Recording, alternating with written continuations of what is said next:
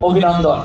আমি শুধু একটা কথা বলতে চাই, আজ আমরা দীর্ঘ সময় যারা একত্রিত ছিলাম শিকার হয়ে 2000 ছাত্র জনতার জীবনের বিনিময়ে একটি যাচ্ছি 12ই ফেব্রুয়ারি নির্বাচনের দিকে এগিয়ে যাচ্ছি।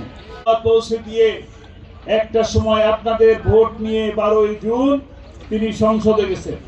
যে কোরআনের কথা তিনি মাঠে ময়দানে বলেছিলেন, সেই কোরআনের সংসদে প্রথম যেদিন প্রবেশ করেন সেদিন দেখলেন সংসদ সদস্যরা স্পিকারকে দেখে মাথা নত করে। এখনো পর্যন্ত সেই বিল পাস হওয়া আছে। সংসদে ঢুকলে সালাম দিয়ে ঢুকবেন, সালাম দিয়ে বের হবেন। আমাদের মাইক কেড়ে নেওয়া হয়েছে, আমরা দেখেছি একটি মাদ্রাসা অথবা মসজিদের আমরা এভাবে দিব্যি ছিলাম। আমরা এই শ্রীগল থেকে বাহির আমি বলতে চাই, যত চাঁদাবাজি হয়েছে, আমাদের ছাপলাকলি আমাদের প্রতীক, দেওয়ালগড়ি আমাদের প্রতীক, রিক্সা মার্কা আমাদের প্রতীক, আর 10 দলীয় জাতের প্রতিটি প্রতীক যেখানে যে থাকবে তার পিছনে আমরা মরণাপন্ন। যে আমাদেরকে একটু সুযোগ দেন। আওয়ামী লীগ আসছে, বিএনপি আসছে, জাতীয় পার্টি আসছে, আমরা লুটপাটের রাজনীতির কারণে স্বাধীনতার 54 বছর পরে আজ বাংলাদেশ এখনো পর্যন্ত তার নিজস্ব টার্গেট পর্যন্ত পৌঁছতে সক্ষম হয়নি।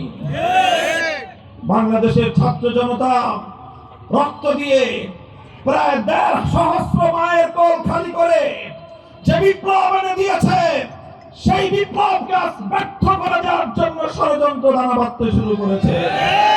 পরাজিত সকল শক্তি আজকে জুলাই বিপ্লবের বিপক্ষে অবস্থান গ্রহণ করার জন্য ঐক্যবদ্ধ হয়েছে।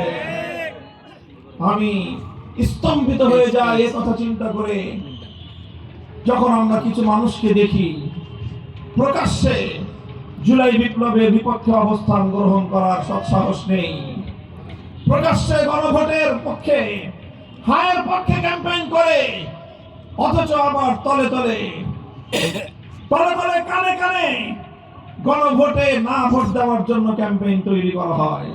ইসলামের পক্ষে, আল্লাহর পক্ষে, হাদিসের পক্ষে একটি দেশ গড়তে চায়, দুর্নীতি মুক্ত, চাঁদাবাজ মুক্ত, ফ্যাসিবাদ মুক্ত, স্বৈরাচার মুক্ত একটি বাংলাদেশ গড়তে চায়। তারা এই বাংলাদেশে নতুন করে নির্যাতনের রাজনীতি, হত্যার রাজনীতি, গুমের রাজনীতি, চাঁদাবাজের রাজনীতি কায়েম করতে চায়। বাংলার মানুষ তাদেরকে আর এই মাটিতে দেখতে চায় না। যদি এই দেশের মানুষ ভোট দিয়ে ক্ষমতায় পাঠায়, তাহলে তারা এই দুর্নীতি আরো দ্বিগুণ তিনগুণ বেগে করবে, ঠিক কিনা বলেন? এই জোটে বাংলাদেশপন্থী যে সকল দল আছেন, এর মাধ্যমে এটাও বার্তা দিতে চায়, এই জোট বাংলাদেশকে ইসলামের উপরে ভিত্তি করে বাংলাদেশপন্থী একটি বাংলাদেশ হিসাবে গড়ে তুলতে চায়।